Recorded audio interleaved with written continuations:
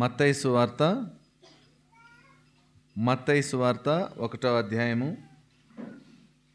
మత్తయి సువార్త 1వ అధ్యాయము 18 నుంచి చివరి వరకు ఉత్తర ప్రత్యుత్తర రీతిగా చదువుకుందాం. మత్తయి సువార్త 1వ అధ్యాయము 18వ వచనం నుండి 25వ వచనం వరకు ఉత్తర ప్రత్యుత్తర రీతిగా చదువుకుందాం. యేసుక్రీస్తు జనన విధం ఎట్లనగా, ఆయన తల్లి అయిన మరియా యోసేపునకు ప్రదానం చేయబడిన తర్వాత వారేకము కాకమునుపు ఆమె పరిశుద్ధాత్మ వలన గర్భవతిగా ఉండెను. ఆమె భర్త యోసేపు నీతిమంతుడే, ఆమెను అవమానపరచడంలో రహస్యంగా ఆమెను అతడు ఈ సంగతులను గూర్చి ఆలోచించుకొని చుండగా, ఇదిగో ప్రభువు దూత స్వప్నమందు అతనికి ప్రత్యక్షమై, దావీదు కుమారుడమైన యోసేపు, నీ భార్య అయిన మరియను చేర్చుకొనుటకు భయపడకుము, ఆమె గర్భము ధరించినది పరిశుద్ధాత్మ వలన కలిగినది. ఆమె యొక్క కుమారుని కనును, తన ప్రజలను వారి పాపం నుండి ఆయనే రక్షించును గనుక ఆయనకు యేసు అని పేరు పెట్టుడు. ఇదిగో కన్యక గర్భవతియే కుమారుని కన్ను, ఆయనకు ఇమ్మానుయేలను పేరు పెట్టుదురు అని ప్రవక్త ద్వారా పలికిన మాట నెరవేరినట్లు ఇదంతా జరిగింది. ఇమ్మానుయేలను పేరునకు భాషాంతరమున దేవుడు మనకు తోడని అర్థం. యోసేపు నిద్ర మేల్కొని ప్రభుదూత తనకు ఆజ్ఞాపించిన ప్రకారం చేసి తన భార్యను చేర్చుకొని ఆమె కుమారుని వరకు ఆమెను ఎరగకుండెను. అతడు ఆ కుమారునికి యేసు అని పేరు పెట్టెను. యెషయా గ్రంథము 7వ అధ్యాయం 14వ వచనం. యెషయా గ్రంథము 7వ అధ్యాయము 14వ వచనం. 7:14. యెషయా గ్రంథము 7:14. అందరం కలిసి బిగ్గరగా చదువుదాం. యెషయా గ్రంథము 7వ అధ్యాయం 14వ వచనం. కాబట్టి ప్రభువు తానే యొక్క సూచన మీకు చూపును, ఆలకించుడు, కన్యక గర్భవతి కుమారునికని అతనికి ఇమ్మానుయేలను పేరు పెట్టును. ప్రార్థన. ప్రేమగల తండ్రి, కృపగల మా గొప్ప దేవ, యేసుక్రీస్తు నామంలో మరొకసారి నేను స్తుతిస్తూ ఘనపరుస్తుంటున్నాం. అవును తండ్రి, ఇంతవరకు ఆరాధన ద్వారా మీరు మహిమ పొందినందుకై నీకు వందనాలు, స్తోత్రాలు చెల్లిస్తుంటున్నాను. అవును తండ్రి, నేటి ప్రత్యేక దినమందు నా తండ్రి నీ వాక్యాన్ని మేము ధ్యానం చేస్తుంటుండగా మాకు కావాల్సినటువంటి ఉపదేశాన్ని నీ మాటల చేత మాకు అనుగ్రహిస్తారమని ప్రార్థిస్తుంటున్నాను. చదవబడినటువంటి ఈ లేఖన భాగం ద్వారా మాతో మీరు మాట్లాడండి. మాట్లాడుచున్నటువంటి నేను నా తండ్రి సంపూర్ణంగా లయపరచబడినటువంటి వాడని నీ సిలువ చాటును మరుగుపరిచి నీ మాటలను నా నోట ఉంచి నీ ప్రజలైనటువంటి వారు నా తండ్రి ఈ మాటలను ఆలకించినటువంటి వారై, సంధించబడినటువంటి వారై నా తండ్రి ఈ మాటల చేత నా తండ్రి నేను ఘనపరచడానికి ప్రతి వారితో మీరు మాట్లాడుతారమని ప్రార్థిస్తుంటున్నాను. ఎవరైతే నీ రక్షణను గుర్తెరగనటువంటి వారు ఉంటూ వస్తుంటున్నారో వారిని కూడా మీరు జ్ఞాపకం చేసుకోండి. ఈ మాటల ద్వారా వారిని మీరు సంధించి వారిలో నీ నూతన కార్యాన్ని జరిగిస్తారమని ప్రార్థిస్తూ వందనాలు, స్తుతులు, స్తోత్రాలు చెల్లించుకుంటూ యేసుక్రీస్తు నామం పేరిట స్తుతించి ప్రార్థించి అడిగి వేడుకుంటున్నాం నా తండ్రి, ఆమేన్. ఈ యొక్క మత్తయి సువార్త 1వ అధ్యాయంలో రాయబడినటువంటి 18 నుంచి 25 వచనాల వరకు మనం చదువుకున్నాము. యేసుక్రీస్తు జనన విధం ఎట్లనగా అని ప్రారంభమవుతూ వచ్చింది. అనాది కాలంలో సృష్టి ఆరంభంలో దేవుడు ఆదామును సృష్టించిన తర్వాత ఆదాముకి తోడుగా హవ్వని ఇచ్చినాడు కదా. హవ్వని ఇచ్చిన తర్వాత వారికి ఒక ఆశీర్వాదాన్ని దేవుడు ఇస్తూ వచ్చినాడు. ఏంటి ఆ ఆశీర్వాదం అనంటే, మీరు ఫలించి అభివృద్ధి పొందమన్నాడు ఆయన కదా. ఏమన్నాడు? ఫలించి అభివృద్ధి పొందాలని చెప్పినాడు. ఈ భూమిని నింపమని చెప్పినాడు కదా. భూమిని నింపమని చెప్పినాడు. దాని తర్వాత ఆదాము పాపంలో పడిపోవటము మనమంతా చదువుతూనే ఉంటాం. ఆదాం పాపంలో పడిపోయిన తర్వాత భూమి అంతా కూడా పాపం చేత నింపబడ్డ చేత భూమిని సమూల నాశనం చేసిన తర్వాత తుఫాను ద్వారా నోవాహు కుటుంబాన్ని దేవుడు ఆశీర్వదిస్తూ వచ్చినాడు. దాని తర్వాత జరిగినటువంటి సన్నివేశంలో మనం గ్రహించేటువంటి విషయం ఏంటిదనంటే, మానవులంతా కూడా పాపంతో నిండినటువంటి వారితో నేను వాదన చేయనని చెప్తూ వచ్చినాడు దేవుడు. నీతిమంతుల కొరకు దేవుడు అన్వేషిస్తూ వచ్చినాడు. నీతిమంతులైనటువంటి మనుషులను వెతుకుతూ వచ్చినాడు. ఆయన వెతుకుతూ వచ్చినటువంటి మనుషుల్లో ఒక వ్యక్తి, అబ్రహాము అనేటువంటి వ్యక్తి దేవునికి కనిపించినాడు కదా. ఆదికాండం 12వ అధ్యాయము ఆరంభ వచనాల్లో రాయబడినటువంటి మాట ఏంటిదనంటే, నిన్ను గొప్ప జనంగా చేస్తానని దేవుడు ఆయనకి 75 ఏండ్ల వయస్సులో ఆయన దేవుడు పిలిచినాడు కదా. 75 ఏండ్ల వయసులో దేవుడు ఆయనని పిలిచి, ఆయన నిన్ను గొప్ప జనంగా చేస్తానన్నాడు. 25 సంవత్సరాల ఆత్మీయ ప్రయాణంలో ఆయన నిరుత్సాహానికి గురైపోతున్నటువంటి తరుణంలో దేవుడు ఆయనతో మాట్లాడుతూ వచ్చినాడు. ఏంటిది ఆ మాట అంటే, నీకు కుమారుణ్ణి ఇస్తానన్నాడు ఆయన కదా. అన్నాడా లేదా? నీకు వచ్చే ఏటా నీ కౌగిట కుమారుడు ఉంటాడు. కుమారుడు అనగానే ప్రతి ఇంట్లో కూడా నేను విన్నా, నేను చూసిన సందర్భం చెప్తాను. ప్రతి ఇంట్లో కూడా పాప పుట్టింది అనుకుందాం. పాప పుట్టిందని అనగానే పాప పుట్టిన దానికి తండ్రికి తల్లికి ఒకవేళ సంతోషం ఉంటుందేమో కదా. తల్లికి తండ్రికి సంతోషం ఉంటుందేమో. కానీ బంధువులలో, మన ఇరుగు పొరుగు వాళ్ళల్లో కూతురు పుట్టిందా కదా, ఈ మాట అంటారా అనరా?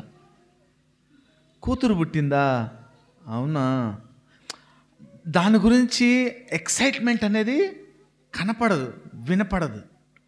అదే కొడుకు పుట్టాడు, కొడుకు పుట్టాడా, కింగ్ అయిపోయినావు పో కదా, అట్లా అనుకుంటా ఉంటారు. నా వ్యక్తిగత జీవితంలో కూడా నేను మా ఇంట్లో పన్నమ్మాయికి మొన్న నేను సాక్ష్యంలాగా చెప్పి ఆమెను దేవుని దగ్గరికి తీసుకురావడానికి కొన్ని మాటలు చెప్పిన. ఆమెకి 3 కుమార్తెలు. ఆమె బాధపడుతూ చెప్తూ, యాక్చువల్గా అమ్మాయి అంట క్రైస్తవ్యాన్ని తెలుసుకొని తిరిగి వెళ్ళిపోయింది. ఆమె మా ఇంట్లో పనికి కుదిరింది.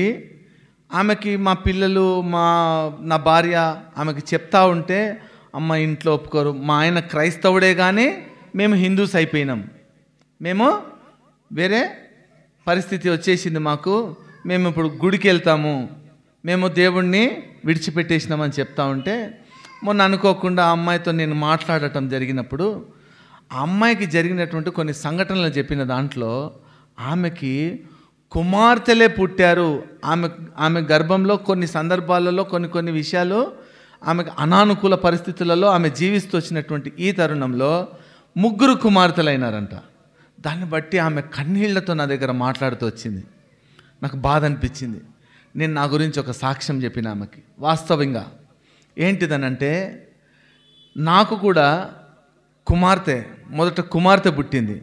కుమార్తె పుట్టినప్పుడు మా ఇంట్లో అందరికీ, మా అన్నయ్యకి మా తమ్ముడికి ఇద్దరికి కూడా కుమారులే, కొడుకులే. నాకు వచ్చేసరికి ఫస్ట్ కూతురు పుట్టింది. కూతురు నాకేమీ తారతమ్యం ఏం లేదు, నాకేం ఆలోచన లేదు, కొడుకే కావాలో కూతురే కావాలి. అందుకే నేను ముందే చెప్పాను, తల్లిదండ్రులకి సంతోషం ఉంటుందేమో కానీ బంధువర్గానికి ఏముంటుంది, వేరే ఆలోచన ఉంటుంది. చెప్పిన ఈ సందర్భం వచ్చినప్పుడు ఇది జరిగిపోయింది, కూతురు పుట్టింది, సంతోషించడం అయిపోయింది. తర్వాత నాకు దేవుడు కుమారుని ఇచ్చినాడు.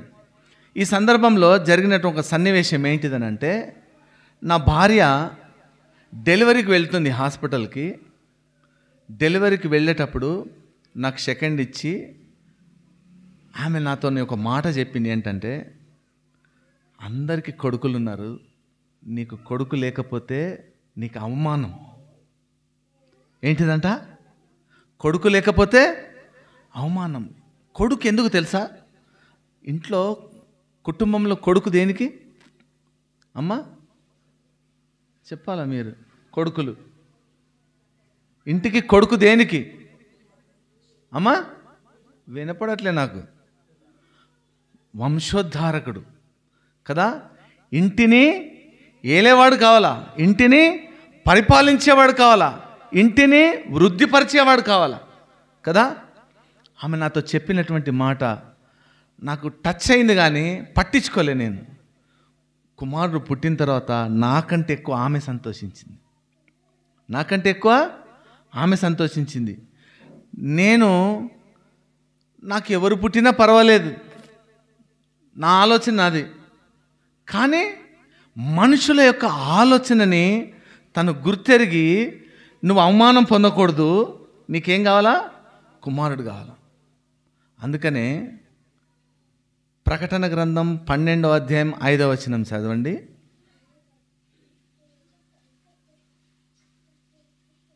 ప్రకటన 12, సమస్త జనములను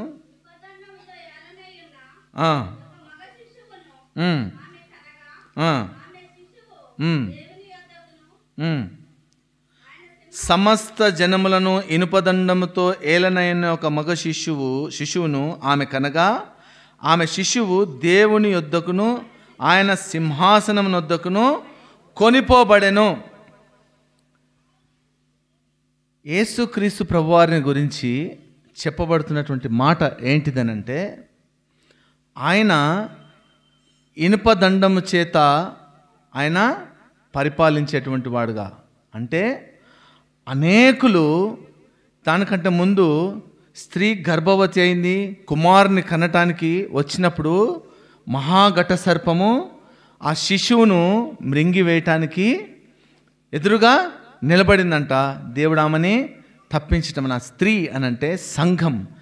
ఆనాటి దినాలలో సంఘము ఎలా శ్రమానుభవం గుండా ప్రయాణం చేస్తూ వచ్చిందో, ఆ శ్రమానుభవంలో సంఘము దేవుని కొరకు జీవించింది, దేవుని కొరకు సాక్షిగా నిలబడింది. ఆ ఇనుప దండమే ఆయన కొరకు సాక్షిగా నిలబడుట చేత ఈ అధికారముతో అధికారులైనటువంటి వారు ఈ సంఘాన్ని ఏమి చేయలేకపోయింది అనటానికి ఇది రుజువుగా ఈ వాక్యము రాయబడుతూ వచ్చింది. ఏంటిదనంటే, కుమారుడు, మగ శిశువు అనంటే యేసుక్రీస్తు ప్రభువారు కుమారుడుగా ఈ లోకానికి వచ్చినాడు కదా, మగ శిశువుగా. అదే కీర్తనలు 72వ అధ్యాయము 8వ వచనం చదువుతారా?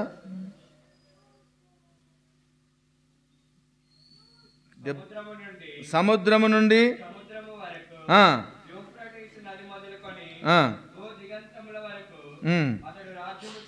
అతడు రాజ్యం చేయను, భూదిగంతముల వరకు అతడు ఏం చేస్తాడంట అంటే, సముద్రం నుండి, సముద్రం అనంటే భూప్రపంచమంతటిని కూడా ఆయన ఏలేటువంటి వాడు. కుమారుడు అంటే దాని అర్థం ఏంటిదనంటే, కుమారుడు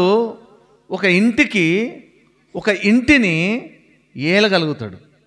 ఒక ఇంట్లో ఒక కుమారుడు పుట్టాడు అనంటే ఆ కుమారుని బట్టి కుటుంబం అంతా సంతోషించేదిగా ఉంటుంది. అలాగున యేసుక్రీస్తు ప్రభువారి యొక్క జనన విధానం ఏంటిదనంటే, కుమారుడుగా అబ్రహామునకు వాగ్దానం చేసినాడు కదా ఆయన, నీ సంతానమును అభివృద్ధి పరుస్తానన్నాడు. ఆయన సంతానం అదేవిధంగా దావీదుతో ఆయన వాగ్దానం చేసినాడు. ఏంటిది ఆ వాగ్దానము? నీ సింహాసనము ఉండక మానదు అని అన్నాడు కదా.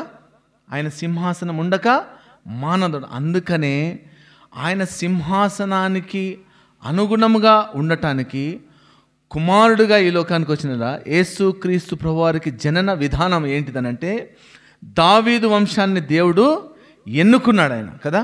దావీదు వంశాన్ని ఎన్నుకున్నాడు. నేను మీకు అర్థం కావడానికి ఈ వాక్య భాగాలని చూపిస్తూ వచ్చినాను. కుమారుని యొక్క ప్రత్యేకత, కుమారుడు ఎందుకు అవసరము, మన ఇంటికి కుమారుడు అవసరమే, ఈ లోకానికి కూడా దేవుడు అవసరమే. ఈ దేవుడు యేసుక్రీస్తు ప్రభువారే దేవుడని రుజువు చేయబడాలి కదా.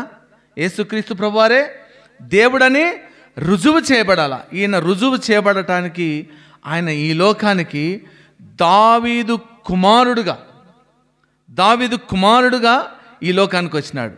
అక్కడ రాయబడినటువంటి మాటలో కన్య మరియ గర్భము పరిశుద్ధాత్మ ద్వారా పొందుతూ వచ్చినటువంటి ఈ సందర్భంలో యోసేపుకు విషయము ఏమైంది?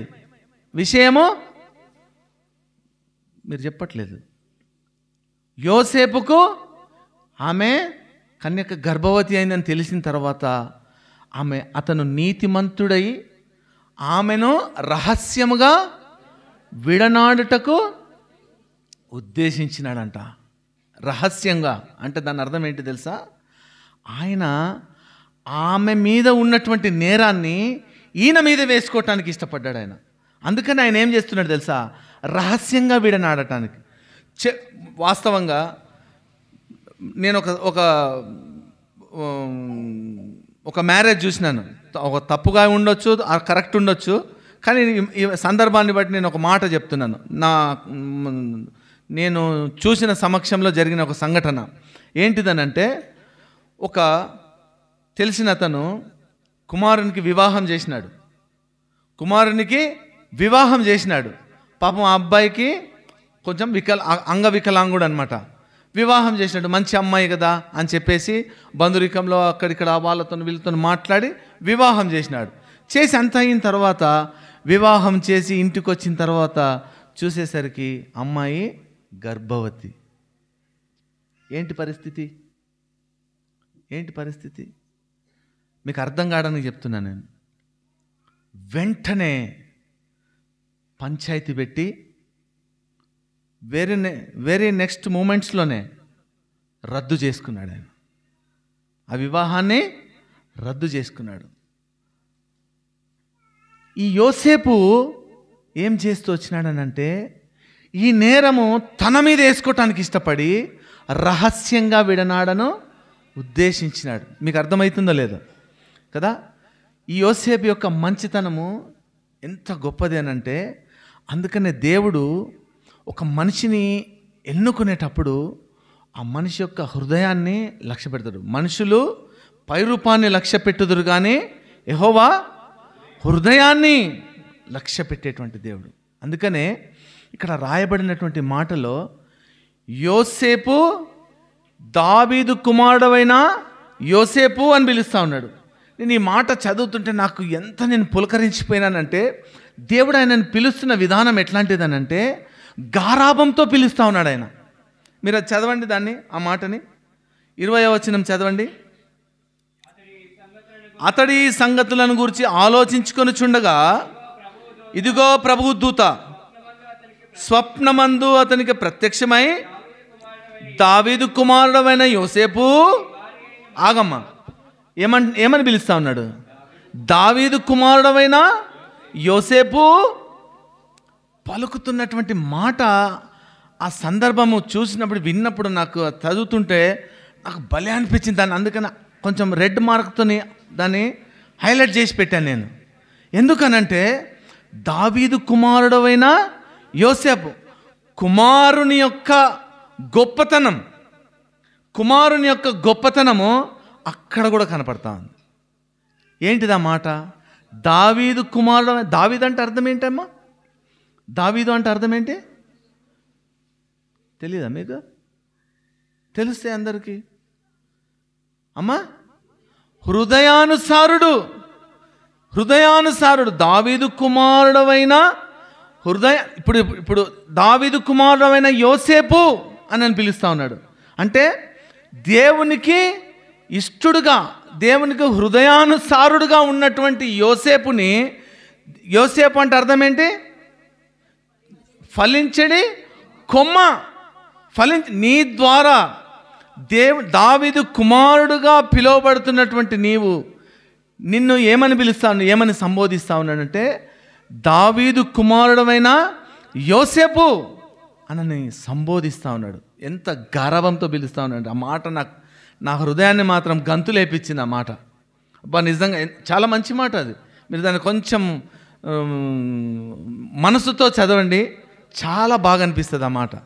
దావీదు కుమారుడమైన యోసేపు, నీ భార్య అయిన మరియను చేర్చుకొనుటకు భయపడకుము, ఆమె గర్భము ధరించినది పరిశుద్ధాత్మ వలన కలిగినది. మరియ అంటే అర్థం ఏంటి? మరియ అంటే అర్థం ఏంటమ్మా?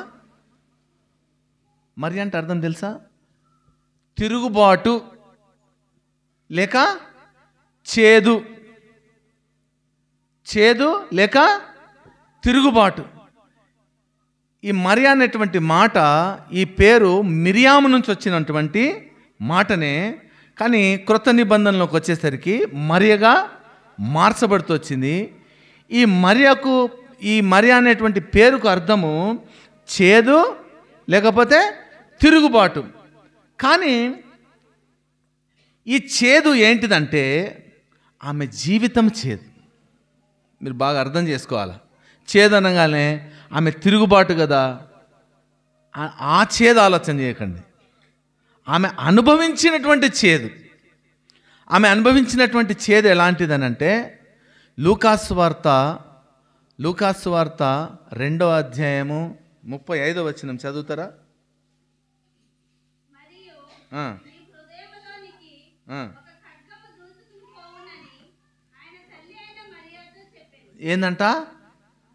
ఏందంట?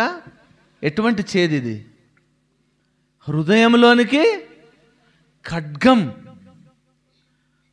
అంటే కత్తి దూసుకుపోయింది. అంటే దాని అర్థం ఏంటిదని అంటే, యేసుక్రీస్తు ప్రభువారు కలువరి శిలువలో వ్రేలాడుతుంటే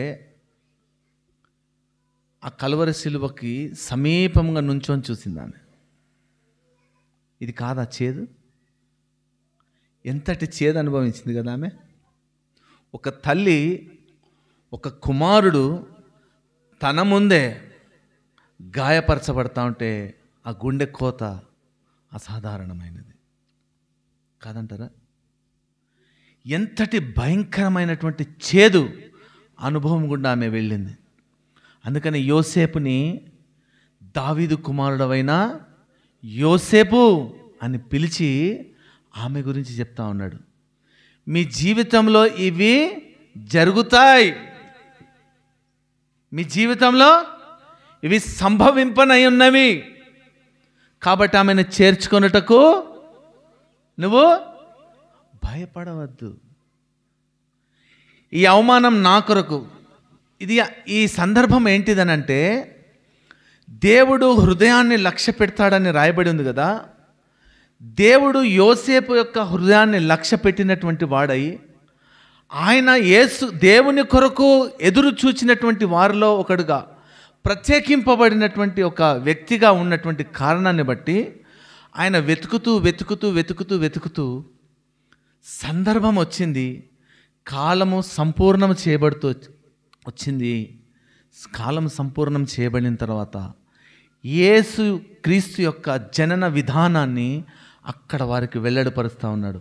ఏంటిదా విధానం అంటే, ఆమె గర్భవతి అయి కుమారుని కనాలా, ఈ కుమారుడిని మీరు ఎలా పెంచాలా, ఈ కుమారుడు ఎలా మీ మధ్యలో జీవించాలా అనేటువంటి విషయాన్ని తనకు బయలుపరుస్తూ వచ్చినాడు. అందుకనే యోసేపు మాట్లాడలే, తనను చేర్చుకున్నాడంట. ఆయన చేర్చుకోవటం అనేది సామాన్యమైనటువంటి విషయం కాదు. ఆమె గర్భము ధరించి కుమారుని కనింతాక తను దూడము ఎడముగా ఉంటూ దేవుని కొరకు జీవించినటువంటి వాడుగా, జనాభా లెక్కల కొరకు ప్రయాణమై బెత్లెహేమ్ వెళ్తూ వచ్చినారు. వీళ్ళు ఉండేటువంటి ప్రాంతం ఎక్కడ? నజరేత్ అనేటువంటి ప్రాంతం. ఆ ప్రాంతం నుంచి అక్కడికి వెళ్ళేసరికి అప్పటి కాలంలో 150 కిలోమీటర్ల దూరం వ్యవధి. ఆ కాలంలో నడుచుకుంటూనే ప్రయాణం కదా, నడుచుకుంటా లేకపోతే గాడిద ఎక్కి గుర్రం ఎక్కి ఆ విధంగా ప్రయాణం చేసేటువంటి వాళ్ళు. అలా వాళ్ళు ప్రయాణం చేస్తూ బెత్లెహేంలో జనాభా సంఖ్య లెక్కించబడటానికి, ఆ లెక్కల్లో ఆయన ఉండటానికి, దేవుని ప్రణాళిక నెరవేర్చబడటానికి అక్కడికి ప్రయాణం చేస్తూ వచ్చినాడు ఆయన. యోసేపు యొక్క ఊరు ఎక్కడ?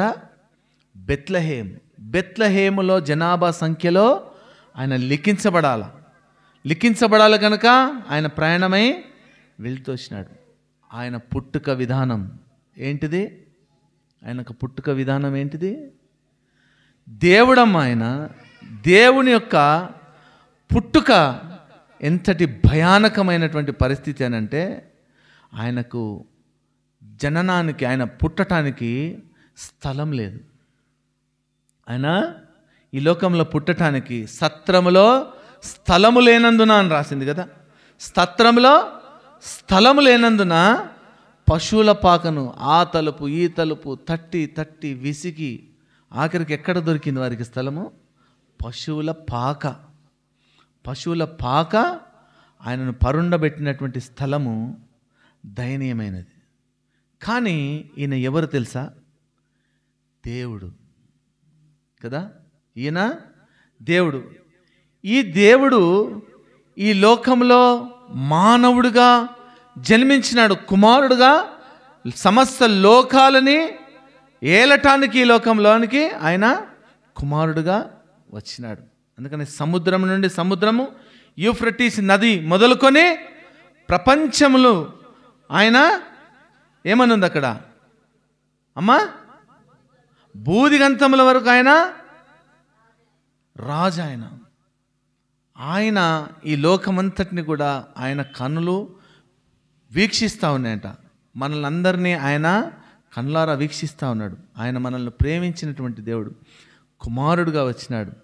యేసుక్రీస్తు జనన విధం ఎట్లనగా అనంటే, ఆయన సమస్త మానవాళిని పరిపాలించటానికి ఒక ఆత్మరక్షకుడిగా ఈ లోకానికి వచ్చి, యేసు అనేటువంటి మాట ఎక్కడి నుంచి వచ్చిందంటే, ఫుట్ నోట్లో ఒక మాట రాసి ఉంటుంది. ఏంటిది ఆ మాట అంటే, యేసు అని శబ్దమునకు అని ఉంటుంది. యేసు అని పేరునకు అర్థం అని ఉండదు. ఉందా? అది చదవండి ఎవరైనా. యేసు అని శబ్దమునకు అర్థం ఏంటిదంట? శబ్దము. ఏంటి తెలుసా శబ్దము? ఈ శబ్దం గురించి మీరు తెలుసుకోవాలి. ఏంటి తెలుసా శబ్దము? పురాతన కాలంలో, రాజులు ఏలినటువంటి కాలంలో ఏముండేదనంటే, యావజ్జీవ కారాగార శిక్ష జరుగుతుంది కదా. లైఫ్ పడుతుంది కొంతమందికి. లైఫ్ పడినటువంటి వాళ్ళకి అక్కడ రాజులు, వాడు ఉంటే ఏంది పోతే ఏంది, రాజుకేంటిది? రాజు హృదయం ఉల్లాసం చెందాల కదా. రాజు సంతోషించాలా. రాజు సంతోషించాలంటే ఏం చేయాలా? ఏదో ఒకటి జైల్లో, చెరసాలలో అందరూ సంతోషించే విధంగా ఒక కార్యం జరగాలి అక్కడ. ఏంటిదంటే, జనరల్గా యుద్ధాలు జరుగుతాయి కదా. యుద్ధంలో ఒక రాజ్యం మీదకి ఇంకొక రాజ్యం పోతుంటుంది కదా. ఒక రాజ్యం మీదకి ఇంకో రాజ్యం, అవతల రాజ్యం ఓడిపోతుంది, యువతల రాజ్యం గెలుస్తుంది. ఈ గెలిచినటువంటి దాంట్లో పెద్ద గొప్పతనం ఏం కనపడదు. వాళ్ళు ఓడిపోయారు, వీళ్ళని స్వాధీనపరుచుకొని వాళ్ళు ఏలటము చేయటము జరుగుతుంది. కానీ అక్కడ ఉన్నటువంటి సందర్భంలో కత్తి యుద్ధం జరిపేటువంటి వాళ్ళు రాజులు. ఏం యుద్ధం జరిపేవాళ్ళు మీకు తెలుసో తెలియదో? కత్తి యుద్ధాలు జరుగుతాయి కదా. కత్తి యుద్ధం జరగటానికి ఆ జైల్లో ఉన్నటువంటి వాళ్ళకి ప్రత్యేకంగా ఈ లైఫ్ పడిన వాళ్ళకి ట్రైనింగ్ ఇచ్చేవాళ్ళు. ట్రైనింగ్ ఇచ్చి ఒక రోజు నిర్ణయించేవాళ్ళు. ఒక రోజు నిర్ణయించిన తర్వాత ఆ రోజున కత్తి యుద్ధం జరుగుతుంది కదా. వాళ్ళిద్దరి మధ్యలో ప్రజలందరూ కూర్చొని వీక్షిస్తూ ఉంటారు. రాజు అక్కడ కూర్చొని సంతోషిస్తూ ఉంటాడు. ఆ సందర్భంలో జరిగినటువంటి యుద్ధంలో ఇద్దరు కత్తి యుద్ధం చేస్తూ ఉంటారు కదా. కత్తి యుద్ధం చేసినప్పుడు ఇద్దరు సమఉజ్జీలుగానే ఉంటారు కదా. ఆషమాషిగా ఏం జరగదు. అది ఒకరికి ఒకరు ఆషమాషిగా ఉండదు, చాలా ప్రతిష్టాత్మకంగా జరుగుతుంది. మళ్ళా సింపుల్గా ఇట్లా పోంగల టక్ అని పొడి చేయగల చచ్చిపోవడం జరగదు. యుద్ధం అంటే ఏంటి? కత్తి యుద్ధం అంటే ఏంది? నేను సమఉజ్జీలుగా ఉండాలి. అటువంటి వారికి యుద్ధం జరిగినప్పుడు దీంట్లో ఒక నాట్ అనేది ఉంటుంది కదా. మనం చిన్నప్పుడు ఆడుకుంటూ ఉంటాం. ఆడుకున్నప్పుడు నాకు రెస్ట్ కావాలా, సడన్గా రెస్ట్ కావాలన్నా బీసీ చేతులు ఎత్తేస్తాం కదా, నేను నేను అనేస్తాడు కదా. అట్లా ఈ కత్తి యుద్ధంలో జరిగినటువంటి ఈ సందర్భంలో ఈ కత్తి పొడవటానికి ఎదుటి వ్యక్తి ఓడిపోయే సమయంలో కత్తి పొడవటానికి దగ్గరికి వెళ్ళిపోతాడు కదా, అప్పుడు ఆ మనిషి పలికేటువంటి మాట ఏంటి తెలుసా? యెషువా, యెషువా, యెషువా అని చేతులు ఎత్తేసాడు. అంటే దీని అర్థం ఏంటిదనంటే, నీవు చేతులు ఎత్తేయటం అనంటే నేను నీ చేతిలో ఓడిపోయినాను, నేను మరణానికి పాత్రుడనే అని నువ్వు ఒప్పేసుకొని చేతులు ఎత్తేసినట్లు. యేసు అనేటువంటి మాటకు ఏంటిది అర్థం అనంటే రక్షకుడు.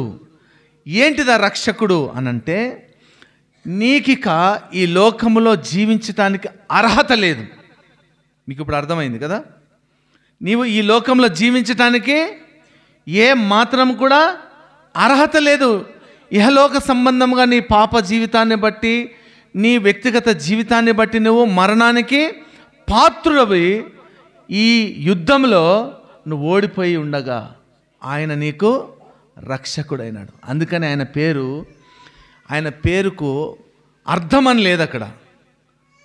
ఏమని ఉంది అక్కడ? యేసు అను శబ్దమునకు అని అంటే హ్యాండ్స్ అప్ అనమాట. ఇంకా నీకు దిక్కు లేదు, ఇంకా నీ ఏ దిక్కు లేని పరిస్థితిలోకి వచ్చేసావు. ఇటువంటి మనల్ని ఆయన రక్షించినాడు. నువ్వు చేతులు ఎత్తేస్తేనే, చేతులు ఎత్తటం అంటే ఏంటి తెలుసా? చేతులు ఎత్తటం అంటే ఏంటి తెలుసా? నిన్ను నీవు వదులుకోవటం. నిన్ను నీవు, పోలీసులు హ్యాండ్స్ అప్ అని అంటారు కదా, మనం మూవీస్లో చూస్తూ ఉంటాం కదా. హ్యాండ్స్ అప్ అనగానే ఏం చేస్తారు?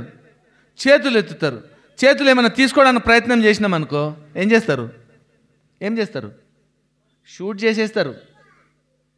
నువ్వు చేతులు కింద దించి ఏమైనా ట్రై చేసినావా, షూట్ అంతే. అందుకనే యేసుక్రీస్తు ప్రభువారి యొక్క శబ్దమునకు అర్థం ఏంటిది? యెషువా. యెషువా అనే మాటకు అర్థం ఏంటిదంటే, ఈ మాట అన్ని భాషలలో వేరువేరుగా చెప్పబడుతుంటుంది. యేషు అంటారు, యెషువా అని అంటారు, మెస్సయ్య అని అంటారు. కానీ దీంట్లో ఉన్నటువంటి భావము, ఈ భాషకు భాషాంతరము, ఈ పేరు శబ్దమునకు అర్థం ఏంటిదంటే యేసు అంటే రక్షకుడు. ఇప్పుడు మీకు అర్థమైంది కదా, యేసు అంటే ఎవరంట? రక్షకుడు. ఏంటిదా రక్షకుడు? ఎప్పుడా రక్షకుడు? నీవు చేతులు ఎత్తేసినప్పుడు, నేను ఇక ఈ లోకంలో జీవించుటకు అర్హుడను కాను అని నువ్వు ఒప్పుకున్నప్పుడు, అప్పుడే ఆ రక్షకుడు నీకవుతాడు. అంతకు మించి ఈ రక్షకుడు కుమారుడుగా వచ్చినాడు. జనన విధం ఎట్లనగా దావీదు కుమారుడు యోసేపు అనంటే ఫలించేడి కొమ్మ. ఈ మరియా చేదును అనుభవించేటువంటి మరియా. తిరుగుబాటు. ఏంటిదా తిరుగుబాటు? మరియలో నుంచి వచ్చినటువంటి తిరుగుబాటు. ఏంటిదా తిరుగుబాటు? పరిశుద్ధాత్మ దేవుడు శరీర సంబంధమైనటువంటి ఈ మానవులను ఆత్మచేత రక్షించటానికి, ఆత్మ పూర్ణులుగా చేయటానికి మన కొరకు ఆయన ఈ లోకానికి వచ్చినాడు. ఆయన దేవుని కుమారుడుగా ఈ లోకానికి వచ్చినాడు. ఇటువంటి ఈ మనిషికి, ఈ మానవునిగా వచ్చినటువంటి ఈ దేవునికి కూడా మానవ శరీరాకారాన్ని ధరించుకొని వచ్చినటువంటి ఈయనకు కూడా శోధన తప్పలేదు. మత్తయి సువార్త 4వ అధ్యాయము, సాతాను శోధన చేస్తూ వచ్చింది. ఆయన ఎప్పుడు 40 దినాలు అరణ్యంలో సాతాను చేత శోధింపబడటానికి వెళ్ళినాడంట. 40 దినాలు పూర్తిగా నిద్రాహారాలు మాని ప్రార్థనలో ఉండినప్పుడు, సంపూర్ణంగా ఆకలి కొనినప్పుడు సాతానుడు ఏం చేస్తూ వచ్చినాడు? ఆయన పైన దాడి ప్రారంభిస్తూ వచ్చినాడు. మనం ఈ లోకంలో జీవిస్తుండగా దేవుని ఆత్మచేత నింపబడినటువంటి మనల్ని సాతానుడు అనేక విధాలుగా మనల్ని శోధించేటువంటి వాడుగా ఉంటాడు. ఆయనని యేసుక్రీస్తు ప్రభువారిని ఏమని చెప్తూ వచ్చినాడు? నువ్వు ఈ రాళ్ళని ఏం చేయాలంట? రొట్టెలుగా చేసుకొని తినమంటు. ఆ శోధనను యేసుక్రీస్తు ప్రభువారు జయించినాడు. వెనువెంటనే వాడు ఏం చేసినాడు తెలుసా? వెనువెంటనే పరిశుద్ధాలయ శిఖరానికి తీసుకుపోయినాడంట. ఎక్కడికి? మనిషిగా పుట్టిన వ్యక్తి మానవుడిగా ఈ లోకంలో దేవుడు ఉండి మానవుడిగా ఉద్భవించినటువంటి ఈ యేసు క్రీస్తు ప్రభువారిని రాళ్లను రొట్టెలుగా చేసుకోమని చెప్పినాడు. దాని తర్వాత ఆయనను శోధించిన విధానం ఏంటిదనంటే, ఆయనను దేవుడై ఉన్నటువంటి ఈ దేవుని కుమారుణ్ణి ఏం చేస్తా వచ్చినాడు? పరిశుద్ధాలయ శిఖరానికి తీసుకొని వెళ్ళి, అంటే ఈయన పరిశుద్ధుడు అని చెబుతూనే, పరిశుద్ధాలయ శిఖరం ఎక్కడుంటుంది? పరిశుద్ధాలయ శిఖరం అని అంటే ఈ శిఖరము నీ హృదయమే. మీకు అర్థమవుతుందో లేదో? ఈ శిఖరం ఏంటిదంటే హృదయము. పరిశుద్ధాలయ శిఖరం అని అంటే మన హృదయమే. ఈ శిఖరం పైకి తీసుకొని వచ్చి అక్కడ ఏం చెప్తాను, చదవండి అది.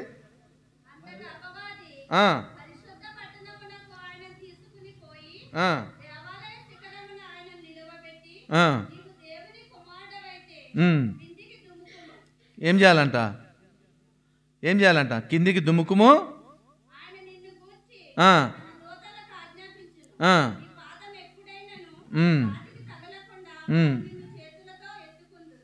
అని వ్రాయబడింది. ఏందంట? కిందికి దుముకాలంట. ఆయన సాతానుడు ఎటువంటి శోధనలు చేస్తాడు అని అంటే, ఈ ఆలయంలో దేవుడు ఉన్నాడు మనకి కదా. ఈ హృదయం అనేటువంటి ఈ హృదయాన్ని శిఖరంగా ఎంచినాడు దేవుడు. ఈ హృదయాన్ని పరిశుద్ధాలయంగా, పరిశుద్ధాలయ శిఖరంగా, నీవే శిఖరం, నీలో ఉన్నటువంటి వాడు పరిశుద్ధుడు అని గుర్తించాలను. సాతానుడు నిత్యము యేసుక్రీస్తు ప్రభువారిని శోధించినాడు కదా. వెనువెంటనే ఈ శోధనను కూడా జయించేసినాడు ఆయన. వెనువెంటనే వాడు ఎక్కడ తీసుకొని వెళ్ళినాడు? ఎక్కడ తీసుకొని వెళ్ళినాడు చెప్పాలమ్మా? ఎక్కడ తీసుకొని వెళ్ళాడు? పర్వత శిఖరానికి. ఎక్కడికి? పర్వత శిఖరం. ఎక్కడ ఉంది ఆ పర్వత శిఖరం అంటే, అక్కడ తీసుకొని వెళ్ళి లోకమంతటిని కదా గూగుల్ మ్యాప్ చూపించాడు యేసుప్రభుకి కదా. యేసుప్రభుకి ఏం చూపించినాడు? గూగుల్ మ్యాప్ ఎంతసేపట్లో చూపించాడు. ఇక చూసుకో, మొత్తం ఇదంతా నా చేతిలో, నా ఆధీనంలో, నా స్వాధీనంలో ఉంది. ఒక్కసారి నన్ను మొక్కుమన్నాడు వాడు. యేసుప్రభు, మీరు దాన్ని ఇంటికెళ్ళి చదువుకోండి. యేసుప్రభు దేవుని కుమారుడు. ఆయన దేవుడు కదా. దేవునికి కూడా శోధన తప్పలేదు. మనము కూడా శోధనలు ఏం చేయాలి? మనం యేసుక్రీస్తు నామంలో, యేసుక్రీస్తు నామంలో అంటే ఆ శబ్దంని మనం ఉచ్చరించాల. ఆ శబ్దంని మనం ఏం చేయాలా? ఉచ్చరించాలా. మనం ఆమెన్ అనేటప్పుడు యేసుక్రీస్తు నామాన్ని ఉచ్చరించాలా. యేసుక్రీస్తు నామం లేకుండా ప్రభు నామంలో అంటుంటారు కొంతమంది. ప్రభువు కాదు. ఏ ప్రభువు? ప్రభు అంటే ఎవరు? ఏ ప్రభువుకి నువ్వు ప్రార్థన చేస్తున్నావు? ఏ ప్రభువుకి నువ్వు ఆరాధన చేస్తున్నావు? ప్రభువులు చాలామంది ఉన్నారు లోకంలో కదా. దేవుళ్ళు అనబడే వాళ్ళు ఉన్నారు అన్నాను కదా. దేవుళ్ళు అనబడే వాళ్ళు ఉన్నారు, ప్రభువులు ఉన్నారు. కానీ ఏ ప్రభువుకి నువ్వు ఆరాధన చేస్తున్నావు? ఏ ప్రభువును నువ్వు ఉచ్చరిస్తా ఉన్నావు? యేసు ప్రభు నామాన్ని మర్చిపోకూడదు. ఆయన మనుషుల కొరకు, మనుషుల ఆత్మ ఉద్ధరణ కొరకు, ఆత్మల రక్షణ కొరకు ఆయన ఈ లోకానికి కుమారుడుగా వచ్చినాడు. ఆయనకి సహితము శోధన తప్పలేదు. ఆయన దేవుని కుమారుడుగా పరిగణింపబడుతూ వచ్చినాడు. మత్తయి సువార్త, అదే మత్తయి సువార్తలో, మత్తయి సువార్త 3వ అధ్యాయం 16వ వచనం చదవండి, 17వ వచనం చదవండి. మరియు సరిగ్గా చదవాలి నాన్న.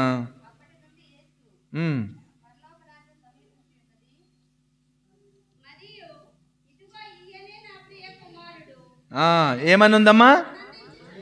ఏందంట? అక్కడ రాయబడినటువంటి మాట చాలా జ్ఞానంతో చదవబడినటువంటి మాటను సరైన విధానంలో ఉచ్చారణ చేస్తూ చదవాలా. ఈయనే, ఎవరైనా ఈయనే అంటే ఇంకా వేరే వాళ్ళు లేరు అని అర్థం. మీకు అర్థమవుతుందో లేదో? ఈయనే నా ప్రియ కుమారుడు. దాని తర్వాత యోహాను సువార్త,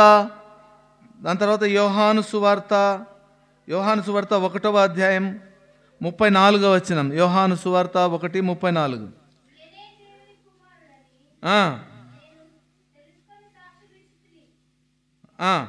ఈయనే దేవుని కుమారుడని, ఈయనే ఎవరైనా, ఈయనే ఎవరు చెప్తున్నారు సాక్ష్యము? ఎవరు చెప్తున్నారు ఈ సాక్ష్యము? అమ్మా, ఏ యోహాను? శిష్యుడైన యోహాను. బాప్తిజం ఇచ్చి యోహాను చెప్తున్నటువంటి సాక్ష్యం, బాప్తిజం ఇచ్చి యోహాను చెప్తున్నటువంటి సాక్ష్యం ఏంటిది? ఈయనే దేవుని కుమారుడు అంట. ఈయనే దేవుని కుమారుడు. ఆయన ఈ లోకానికి మానవుల కొరకు వచ్చినటువంటి వాడు. సమస్త మానవులను ఉద్ధరించడానికి వచ్చినాడు. సమస్త మానవులను ఏలటానికి వచ్చినాడు. ఆయన ఏలటం, పరిపాలించడం వేరు, ఏలటం వేరు. మీకు అర్థమవుతుందో లేదో? పరిపాలించడం అంటే ఏంటి? పరిపాలించడం వేరుగా ఉంటుంది, ఏలటము వేరుగా ఉంటుంది. ఆయన మనల్ని ఏలేటువంటి వాడు. ఏలటం అని అంటే నీ బాగోగులు, నీ క్షేమం అంతటిని కూడా చూసేవాడు, నీ క్షేమం అంతటిని తెలుసుకునేటువంటి వాడుగా ఆయన నిన్ను ఏలాల. భార్యను భర్త ఏలుతాడు కదా, ఏలుతాడా ఏలడా? పాలిస్తాడా, పరిపాలిస్తాడా భార్యని? ఇప్పుడు మీకు అర్థమైంది కదా. భార్యను భర్త ఏల్తాడు, పరిపాలించాడు. పరిపాలిస్తే భార్య మారిపోతుంది. భర్త భార్యను ఏం చేయాలా? ఏలాలా. ఆయన మనల్ని ఏలటానికి వచ్చినాడు. మనల్ని ఆయన బిడ్డలుగా చేసుకొని ఆయన మనల్ని సంరక్షించటానికి వచ్చినాడు. ఆయన పరలోకపు భర్తగా ఆయన మన కొరకు వచ్చినాడు. ఆయన మీకు అర్థమవుతుంది కదా. మీకు వేరే విధంగా ఏం అర్థం కావట్లే కదా. ఆయన మన కొరకు వచ్చినాడు. అంతేకాదు, రోమా పత్రిక 1వ అధ్యాయము 5వ వచనంలో రాయబడింది మాట. రోమా 1వ అధ్యాయం 5వ వచనం చదవండి దబదబ. ఎక్కడ రాయబడిందంటే, మృతులలో నుండి పునరుత్థానుడైనందున పరిశుద్ధమైన ఆత్మను బట్టి దేవుని కుమారుడుగాను ప్రభావముతో నిరూపింపబడెను. ఏందంట? ప్రభావముతో నిరూపింపబడ్డాడు ఆయన. ఈయనెవరంట? ఈయనెవరు? దేవుని కుమారుడు. ఈయన మనల్ని పరిపాలించేటువంటి వాడుగా, ఈ కుమారుడు మనల్ని ఉద్ధరించేటువంటి వాడు. ఈ కుమారుని ద్వారా మనకు రక్షణ కదా. కుమారుడు ఇంట్లో ఎందుకు పుట్టాలా? కుమారుడు ఇంట్లో ఎందుకు పుట్టాలా? కుమారుడు పుట్టాలన్న ఆశ దేనికి? ఆయన మన వంశాన్ని నిలబెట్టాల. మానవులు అనేటువంటి ఈ మనుషులందరినీ పరిశుద్ధాత్మ ద్వారా ఆయనలో ఏకం చేయటానికి కొరకు ఈ కుమారుడు ఈ లోకానికి వచ్చినాడు. ఆయనకొక్కడికే కాదు శ్రమ, మానవులైనటువంటి మనకు కూడా వచ్చినా కూడా మనం ఏం చేయాలా? ఆయన కొరకు సాక్షిగా నిలబడాల కదా. నిలబడతారా లేదా? నిలబడుతున్నామా లేదా?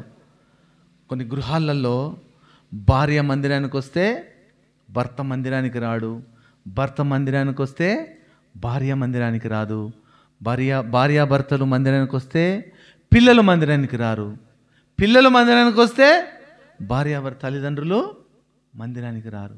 ఎందుకు తెలుసా? దేవుని అంగీకరించనందు కారణాన్ని బట్టి. దేవుని నువ్వు అంగీకరిస్తే ఈ యొక్క కారణాలను బట్టి ఇంట్లో భౌతికమైన అసమాధానం మనల్ని ఏం చేస్తుంది? వెంటాడుతుంది. దీన్ని బట్టి మన హృదయం దేవుని దగ్గరికి రావాలా. ఎట్లా రావాలా? యేసు అనే శబ్దమునకు నీ చేతులు ఎత్తాలా. నీ చేతులెత్తి దేవుని దగ్గరికి రావాలా. ప్రభువా, మమ్మల్ని జ్ఞాపకం చేసుకో. మా జీవితంలో, మా కుటుంబంలో ఫలానా రక్షణ లేనటువంటి పరిస్థితి ఉన్నది, నువ్వు నన్ను రక్షించినావు, ప్రభు అయిన యేసునందు విశ్వాసం ఉంచుము, అప్పుడు నీవును నీ ఇంటి వారును రక్షణ పొందు. వాక్యం చేత పట్టుకొని దేవుని దగ్గర ప్రార్థన చేస్తే దేవుని కార్యము నీ కుటుంబంలో, నీ వ్యక్తిగత జీవితంలో జరుగుతుంది కదా. జరుగుతుందా జరగదా? దేవుడు జరిగిస్తాడు. దేవుని దగ్గర మొరపెట్టాలా, ప్రభువా నువ్వు మరణించిండొచ్చు. నేను ఒక సాక్ష్యం చెప్తాను. మా తల్లిగారు మంచి ప్రార్థన పర్రాలు, అంటే గొప్ప చెప్పటం కాదు, సందర్భాన్ని బట్టి నేను చెప్తా ఉన్నాను. మంచి ప్రార్థన పర్రాలు. ఇటు పక్కన క్యాథలిక్ ఫ్యామిలీ, ఇటు పక్కన హిందూ ఫ్యామిలీ. ఇద్దరికి మా అమ్మ అంటే పడదు. ఎప్పుడు చూసిన మందిరం మందిరం మందిరం మందిరం తిరుగుతూ ఉంటుంది ఈమెనని ఆమె పైన నేరారోపణ చేస్తూ మమ్మల్ని దూషించేటువంటి వాళ్ళు. మేమేమో గంప కింద కోడి పిల్లలాగా అందరం చిన్న చిన్న పిల్లలం. మా అమ్మకేమో ఈ శోధన. మా అమ్మ నిత్యం ప్రార్థన చేస్తూ ఉండేది, నిత్యం ప్రార్థన చేస్తూ ఉండేది. ప్రార్థనను బట్టి ఆమె చేసింది ప్రార్థన చేసి ఆమె చనిపోయింది, ఈ లోకం విడిచి వెళ్ళిపోయింది. చానాళ్ళయింది. కొంతకాలం క్రితం మా ఇంటి పక్కన క్యాథలిక్ అమ్మాయి మా ఇంటికి వచ్చింది, నేనున్న ఇంటికి. ఆమె వచ్చి సాక్ష్యం చెప్తుంటే నా కళ్ళలో నీళ్ళు ఆగలేదు. మీ అమ్మ ప్రార్థనలే మమ్మల్ని దేవునిలోకి నడిపించినాయి. నేను చేసేటువంటి ప్రార్థన నీ ఎదుటివాడిని రక్షించేదిగా ఉందా? మా అమ్మ చేసింది ప్రార్థన గొప్పతనం కాదు నేను చెప్తున్నది. నీ ప్రార్థన సాక్ష్యం ఎలాంటిది? నువ్వు ఎలా ప్రార్థన చేస్తున్నావు? చేతులు ఎత్తాలా? ఏంటి చేతులు ఎత్తటం అంటే? నిన్ను నీవు ఖాళీ చేసుకోవాలా. నాకు ఇంకొక దారి లేదు, ఇంకొక మార్గం లేదు, నీవే శరణ్యం, యేసే నాకు శరణం. ఆయనను నువ్వు చూసి, ఆయన వైపు చూసి నువ్వు ప్రార్థన చేస్తే, ఈరోజు తన ప్రియులు నిద్రించుచుండగా ఏం చేస్తున్నాడంట? ఆయన వారికి ఇచ్చుచున్నాడు అని వాక్యం ఉంది కదా. తన ప్రియులు నిద్రించుచుండగా ఆయన వారికి ఇచ్చుచున్నాడు. మా అమ్మ లేదు, ఇటు పక్కన హిందూ కుటుంబం కదా, కుటుంబం అంతా రక్షణ పొందింది. నమ్మాలి ఈ మాట, నేను రుజువులు ఇస్తాను మీకు. కుటుంబం అంతా రక్షణ పొందింది. వాళ్ళ ఇంట్లో మందిరం ఉంది. ఇప్పుడు వనస్థలిపురంలో వాళ్ళ ఇంట్లో మందిరం ఉంది. ప్రార్థన వ్యర్థం కాదండి. ప్రార్థన దేవుని దగ్గరికి ఎట్లా రావాలా? చేతులు ఎత్తాలా. పురుషులు సంశయమును విడిచి పవిత్రమైన చేతులు ఎత్తి ఏం చేయాలంట? ప్రార్థన చేయాలా. పవిత్రమైన చేతులు అంటే అర్థం ఏంటి? ఖాళీ చేసుకోవాలా, నిన్ను నువ్వు దేవునికి సమర్పించుకోవాలా, చనిపోవాలా నువ్వు దేవుని ఎదుట. ప్రభువా నేను కాదు, నా ఆత్మతో నేను నీ సన్నిధికి వస్తుంటున్నాను. ఇటువంటి ప్రార్థనతో దేవుడు కార్యాలు చేస్తాడు. దీనికి నిలువెత్తు సాక్ష్యం మా అమ్మ అని చెప్తాను. నేను చూశాను కాబట్టి. నా వ్యక్తిగత జీవితంలో కూడా అనేక సంఘటనలు ఉన్నాయి.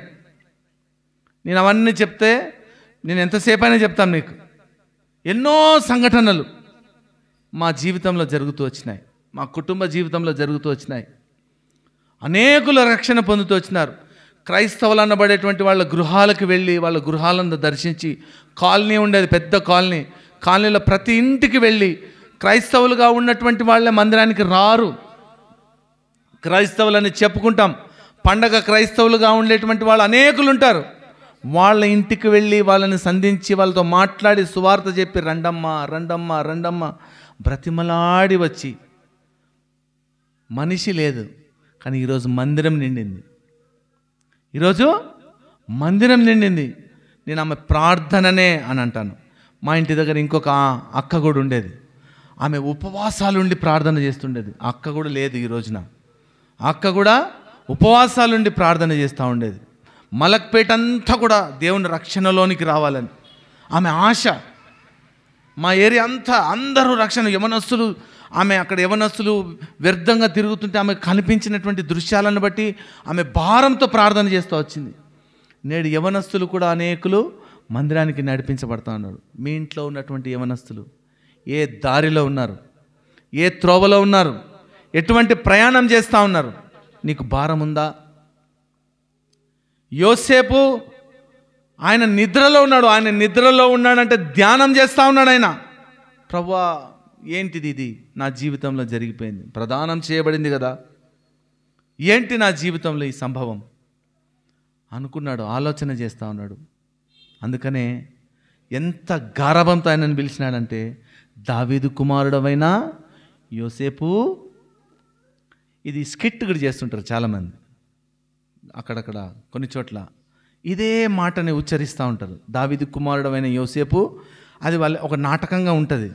కానీ దీంట్లో ఉన్నటువంటి భావము చాలా ఆత్మీయమైనది, లోతైనది.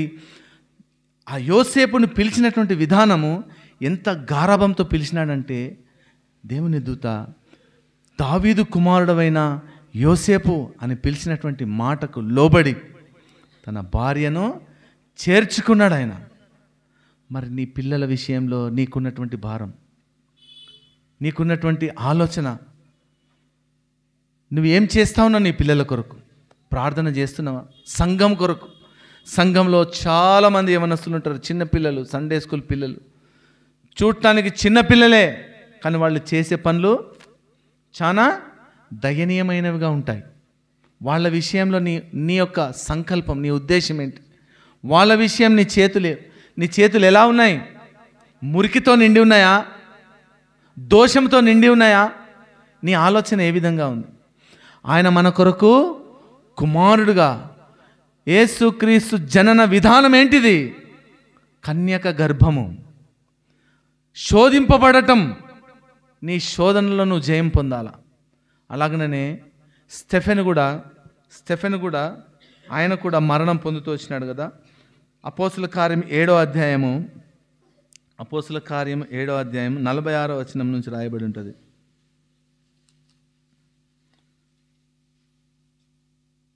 56 ఆకాశము తెరవబడుటయు మనుష్య కుమారుడు దేవుని కుడిపార్శ్వమున నిలిచి ఉండుటయు చూచుచున్నానని చెప్పెను.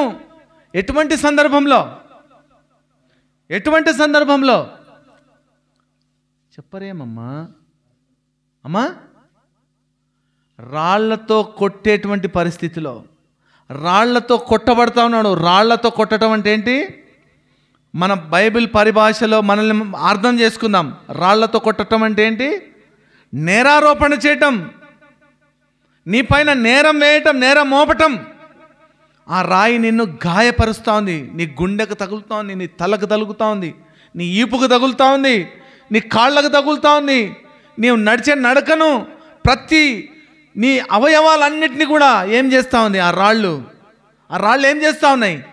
గాయపరుస్తూ ఉన్నాయి. కానీ ఆ సందర్భంలో స్టెఫెన్ ఏం చేస్తూ ఉన్నాడు? ఆయన దర్శనమేంటి? తెరవబడినటువంటి ఆకాశంలో ఎవరిని చూస్తూ ఉన్నాడు? ఆయన మనుష్య కుమారుని చూస్తూ ఉన్నాడు. ఆయన నీ శోధనలో నువ్వు దేవుని వైపు ఏ విధంగా చూస్తూ ఉన్నావు? కుమారుడుగా ఈ లోకానికైనా అనుగ్రహింపబడినాడు. నీ కొరకైనా పుట్టి ఉట్టిగానే నీ ముందు పెరగలే. మన పిల్లలు మన ముందు పుడతారు, పెరుగుతారు, ఏదైనా జరుగుతుంది మన కుటుంబంలో. కానీ ఈయన అట్లా కాదు.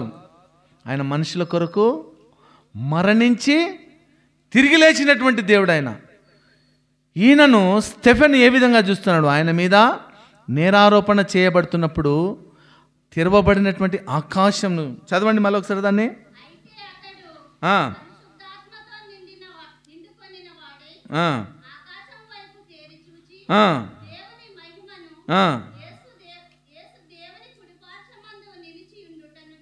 ఇక్కడ చూడు, రాయబడినటువంటి మాట కూడా చూడండి.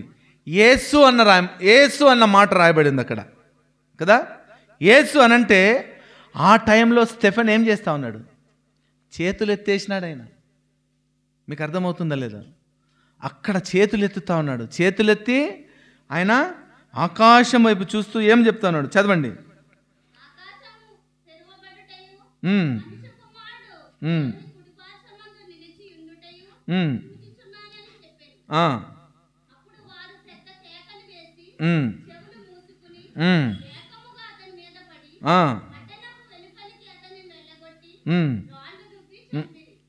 ఎంత భయంకరమైన మరణం కదా!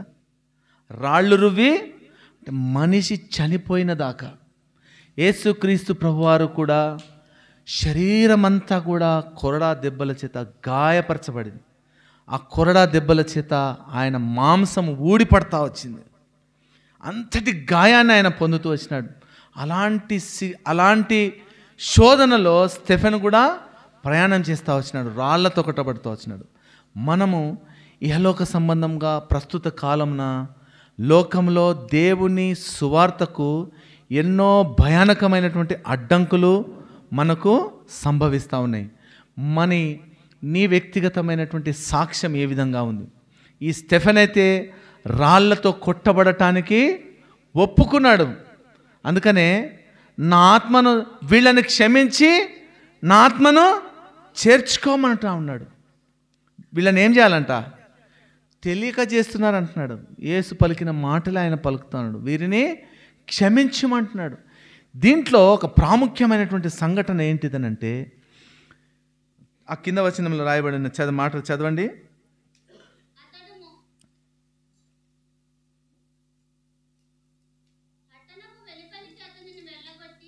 58వ వచనం చదవండి.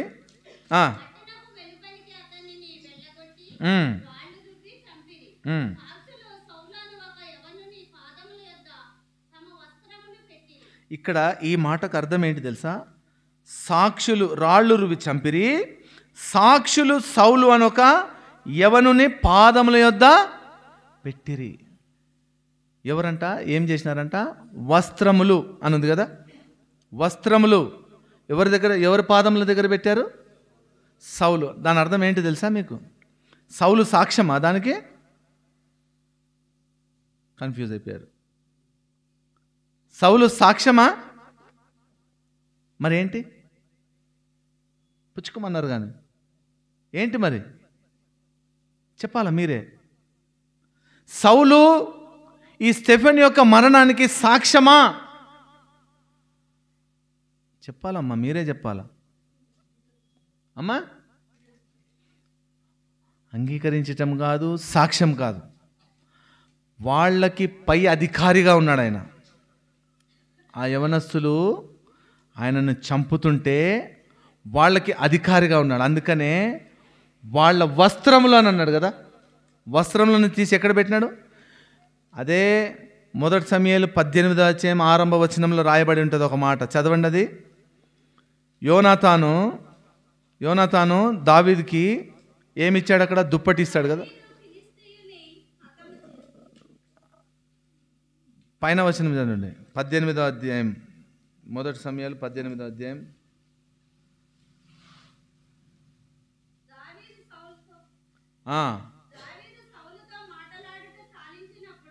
4వ వచనం. మరియు యోనాతాను తన దుప్పటిని, తన కత్తిని, తన విల్లును, నడికట్టును తీసి దావీదుకి ఏమిచ్చినాడు? ఫస్ట్ ఏమిచ్చినాడమ్మా? దుప్పటి. అంటే ఇక్కడికి వచ్చేసరికి ఏమైంది? అది వస్త్రమైంది. ఇప్పుడు యోనాతాను దుప్పటి ఇచ్చాడంటే అర్థం ఏంటి? ఇప్పుడు చెప్పాలా మీరు? దుప్పటి ఇచ్చాడంటే అర్థం ఏంటి? ఆయన అధికారానికి సూచనగా ఉంది అది.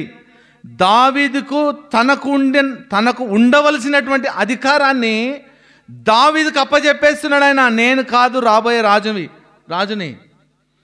ఈయన యోనాతాను యువరాజు కదా వాస్తవంగా. కానీ ఎవరికి ఇస్తా ఉన్నాడు ఆయన? తన దుప్పటిని ఎవరికి ఇచ్చినాడు? అక్కడ దావీదుకి ఇచ్చేసినాడు. అట్లనే ఇక్కడ న్యూ టెస్ట్మెంట్లోకి వచ్చేసరికి, నూతన నిబంధనలోకి వచ్చేసరికి వారి వస్త్రములు ఎవరు పాదాల దగ్గర పెట్టిండని ఉంది అక్కడ. కప్పినట్లేదు, షాల్ కప్పినట్లు లేదు అక్కడ. ఏమని ఉంది అక్కడ? పాదం లేదు. అంటే వాళ్ళు ఆయన అధికారానికి లోబడి ఆయన ఏం చేసినారు?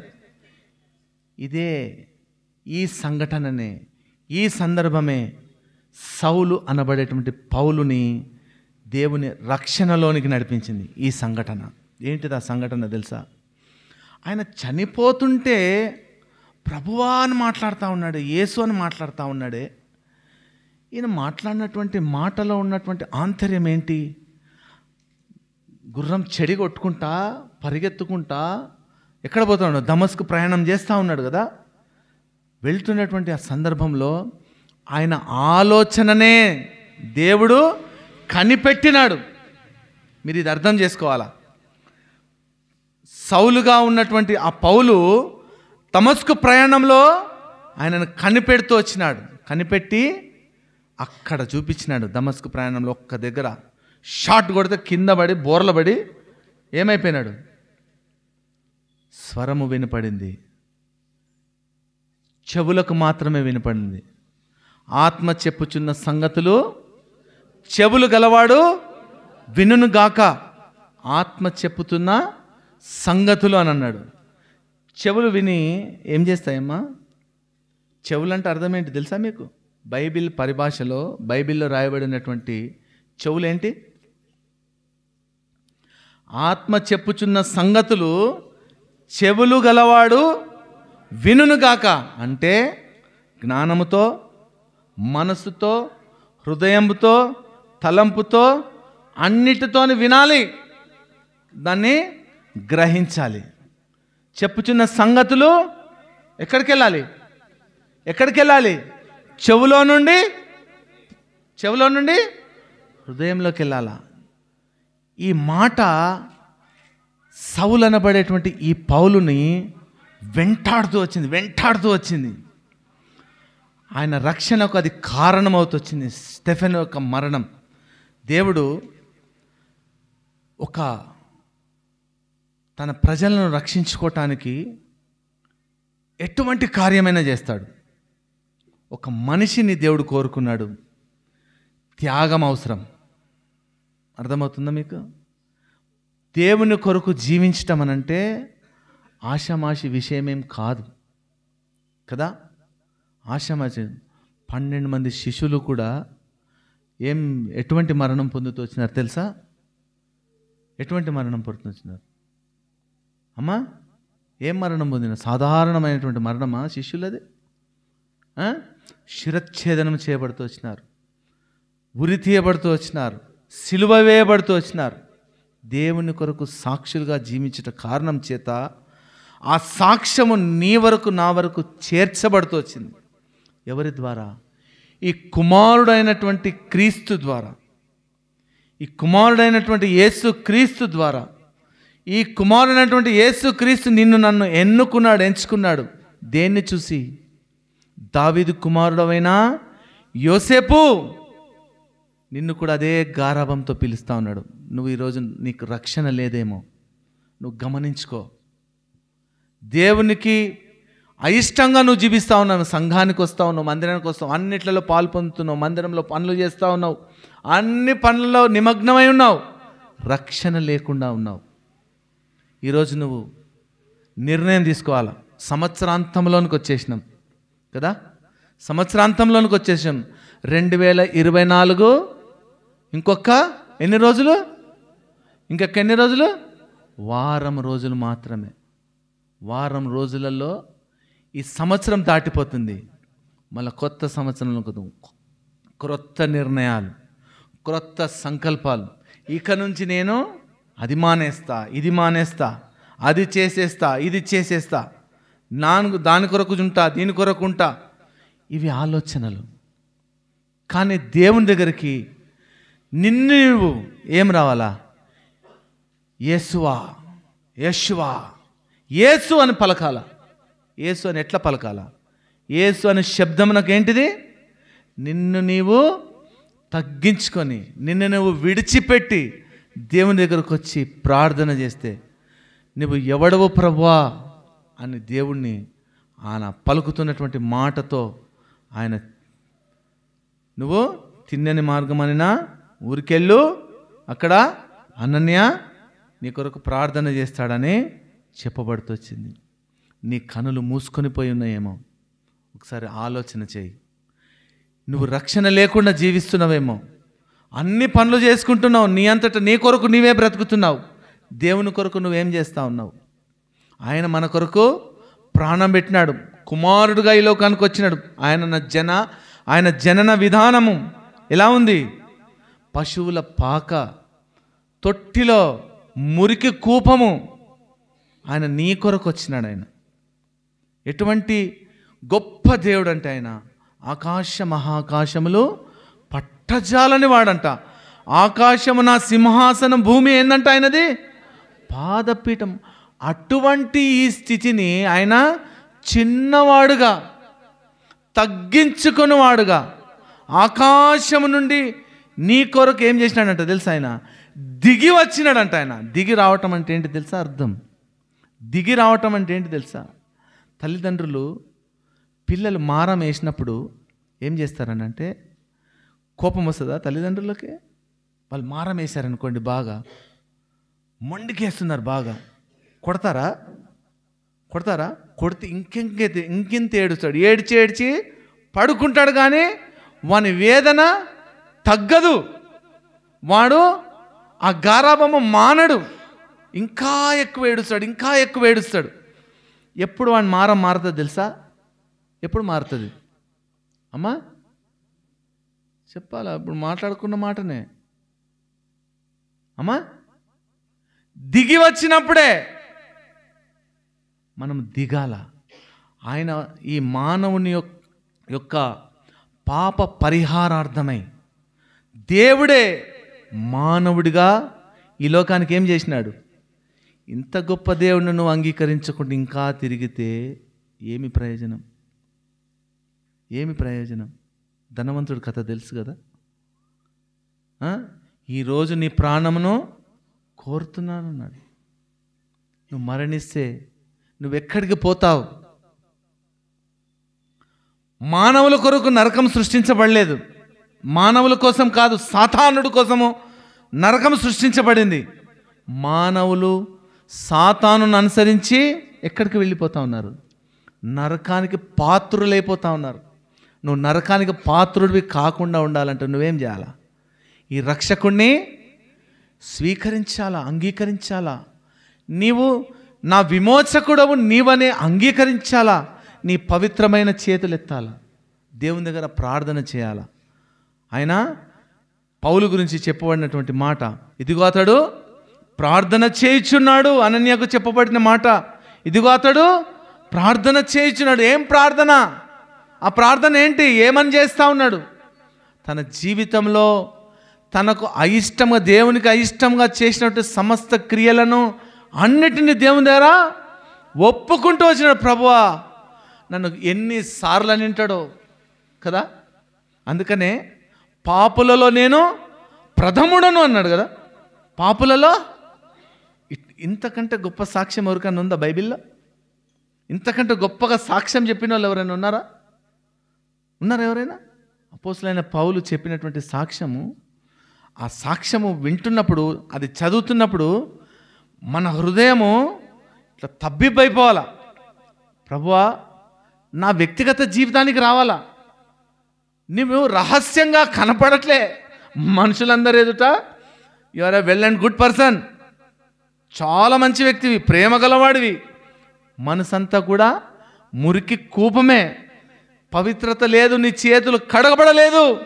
నీ చేతులతో చేసినటువంటి పాపముల నిమిత్తమైన సిలువలో గాయపడిన మేకులు కొట్టబడుతూ వచ్చినాయి. నీవు నడిచేటువంటి నడకను బట్టి, నీవు నడిచేటువంటి దేవునికి అయిష్టమైనటువంటి ప్రయాణాలను బట్టి ఆయన పాదములకు మేకులు, చీలలు గుచ్చబడ్డాయి. కడుపులో పక్కల బొల్లెముతో పోటు పొడవబడుతూ వచ్చింది. ఆయన మరణించినంతగా ఆయన నీ కొరకు ప్రాణం పెడుతూ వచ్చినాడు. ఆయన ప్రాణమునకు విలువ నువ్వేమిస్తా ఉన్నావు? నువ్వు ఇచ్చేటువంటి ఉచితమైనటువంటి రక్షణ ఇది. ఈ రక్షణ కొనేదా? కాస్ట్ పెడితే వస్తుందా? ఉచితమైన రక్షణ కదా. తల్లిదండ్రులు పిల్లల్ని ఎంత తప్పు చేసినా క్షమిస్తూ ఉంటారు. ఆయన ఆకాశం నుంచి మానవుడు చేసినటువంటి తప్పిదంని పరిహరించటానికి దిగి వచ్చినాడంట. ఆయన ఆషామాషి కాదు. నువ్వు కొంచెము దూరంగా ఆలోచన చెయ్యి. అయ్యో ప్రభువా, నువ్వు దిగి వచ్చినావంటే ప్రయాణం చేసి వచ్చినట్లు కాదు, ఒక కుమారుడుగా జన్మించినట్లు కాదు. ఈ కుమారుడు నిన్ను ఉద్ధరించడానికి వచ్చినాడు. దావీదు కుమారుడుగా వచ్చినాడు. ఆయన సింహాసనాసీనుడుగా వచ్చినాడు. అందుకనే సింహాసనమునకు 12వ అధ్యాయం 5వ వచనం కొనిపోబడుతూ వచ్చినాడు. ఆయన మరలా తిరిగి రానే ఉన్నాడు. ఆయన రాకడ పర్యంతం నువ్వేం చేయాలా? ఆయన రాకడ కొరకు ఎదురు చూడాలా? ఆయన రాకడను అపేక్షించాలా? ప్రభువా, నీ రాకడలో నేను సిగ్గుమాలినటువంటి వాడనుగా నిన్ను ఎదుర్కొనటానికి నాకు కావాల్సినటువంటి సామర్థ్యం దయచే ప్రభువా. ప్రార్థన చేయాలా? దేవుని దగ్గర ఒప్పుకోవాలా? నువ్వు కేవలం ఒప్పుకొని నీకు నువ్వు బాగుపడితే కాదు. ఈ రక్షణ సమస్త మానవాళి కొరకు ఇంతమంది ఇక్కడ సమకూర్చబడటానికి కారణం ఏంటిదంటే అనేకులకు రక్షణ. ఆ గలిలయ ప్రాంతంలో వాళ్ళు ఏం చేసినారు? గొప్ప వెలుగును చూచిరి. ఈ వెలుగు నీలో ప్రజ్వలించట్లేదా? ఈ వెలుగు నిన్ను లేపట్లేదా? 10 మంది కన్యకలు ఉన్నారు. 5 మంది కన్యకల దగ్గర ఏమున్నది? వెలుగుంది. 5 మంది కన్యకల దగ్గర ఏం లేదు. సామాగ్రి అంతా ఉంది, కావాల్సినవి అన్నీ ఉన్నాయి, పనిముట్లు. వెలుగు లేదు, నూనె లేదు వెలిగించుకోవటానికి. అందరూ నిద్రించేవారే. 10 మంది కన్యకలు నిద్రపోయినారు, కానీ 5 మంది మాత్రమే ప్రవేశిస్తూ వచ్చినారు. మరి 5 మందిలో నువ్వు ఒకడివా? 5 మందిలో ఒకదానవా? నీవే ఆలోచన చేసుకోవాలి. ఒకవేళ నీకు రక్షణ లేనట్లయితే ఈరోజు తీర్మానం చేసుకో, ప్రభువా నన్ను జ్ఞాపకం చేసుకో. సిలువ మీద ఉన్నటువంటి దొంగ పలికినటువంటి మాట ఏంటిదలా? చాలా సింపుల్ వర్డ్. ఏంటిదన్నమాట? స్టోరీ అంతా చెప్పొద్దు, జ్ఞాపకం చేసుకో అన్నాడు అంతే. ఒక్క మాటనే పరదైస్. ఒక్క మాట ఉంటుంది కదా, ఒక యాడ్ ఉంటుంది, ఒక్క ఐడియా. అది ఈ మాటలు బాగా వస్తాయి అందరికీ. ఒక్క మాట ఆయనకేమొచ్చేసింది? ఇవి చూసే కాపీ కొడుతూ ఉంటారు. బైబిల్ నుంచి వచ్చినవి ఏదైనా బయట వచ్చే మాట, ఒక్క మాట ఆయనకు పరదైదు. దేవుని విశ్రాంతిలో నేడు నీవు నాతో కూడా. ఈ మాటతో దేవుని దగ్గరికి రావాలి. ప్రభువా నన్ను జ్ఞాపకం, నీ ప్రార్థన ప్రతి ప్రార్థనలో నన్ను జ్ఞాపకం చేసుకో అన్న మాట తప్పనిసరిగా రావాలా. ఎందుకు అనంటే మనం ఎప్పుడు కూడా పరిశుద్ధులం కానేరం కదా. మనము ప్రతి సందర్భంలో మన ఆలోచన విధానాలలో మన ప్రయాణంలో దేవుని ఎదుట నేరారోపణ చేయబడేటువంటి వాళ్ళమే. అందుకనే మోషే అంతటి వాడు కాని మాట పలుకుట చేత ఇశ్రాయేలీలు ఏం చేసినారంటే, ఆ మాట చదివితే కూడా నాకు చాలా బాధ అనిపించింది. ఏంటిదంటే ఆత్మను విసిగించిరంట. మోషే ఆత్మను విసిగించిరంట. అందుకనే కాని మాట అన్నాడంట. ద్రోహుల ఒక్క మాటకి మోషే పలికినటువంటి ఒక్క మాటనే, ఒక్కే మాట కదా, ఒక్క మాట. దేవుని ఎదుట నీవు ఒప్పుకోవాలా. ప్రభువా నా కుటుంబం, నా సంసారం, నా ఇరుగు పొరుగు, మా స్నేహితులు, నా సంఘంలో ఉన్నటువంటి మా పిల్లలు అందరూ మన పిల్లలే, బయట వాళ్ళు ఎవరు కాదు. మనం ఇక్కడ ఒక కుటుంబంగా చేరినాం కానీ, ఒక సంఘంగా చేరినాం కానీ. సంఘము అని అంటే అర్థం ఏంటిదనంటే ప్రత్యేకించబడటము. మనం ప్రత్యేకింపబడినటువంటి ఒక కుటుంబము, దేవుని పిలుపుకు లోబడినటువంటి ఒక కుటుంబం. ఈ కుటుంబం ఏం చేయాలి? ఎప్పుడు దేవుని సన్నిధిని ఆశ్రయించాలా. అలాగనా నీవు ఈరోజు ఒక ప్రత్యేకమైనటువంటి నిర్ణయం తీసుకొని దేవుని సన్నిధిలో ప్రార్థన చేసి దేవుని దగ్గర ఒప్పుకో, ప్రభువా నన్ను జ్ఞాపకం చేసుకో, నువ్వు కుమారుడుగా ఈ లోకానికి వచ్చినావు కూడా, నన్ను నువ్వు ఉద్ధరించడానికి వచ్చినావు, నన్ను నువ్వు క్షమించడానికి వచ్చినావు, నా కొరకు ప్రాణం పెట్టడానికి వచ్చినావు, ప్రాణం పెట్టినావు, నా కొరకు మరణించి తిరిగి లేచినావు, నేను నీ బిడ్డగా ఉండాలని నిర్ణయించినావు. కొత్త సంవత్సరంలో క్రొత్త నిర్ణయంతో దేవుని దగ్గరికి రావటానికి దేవుడు మనకు సహాయం చేయను గాక.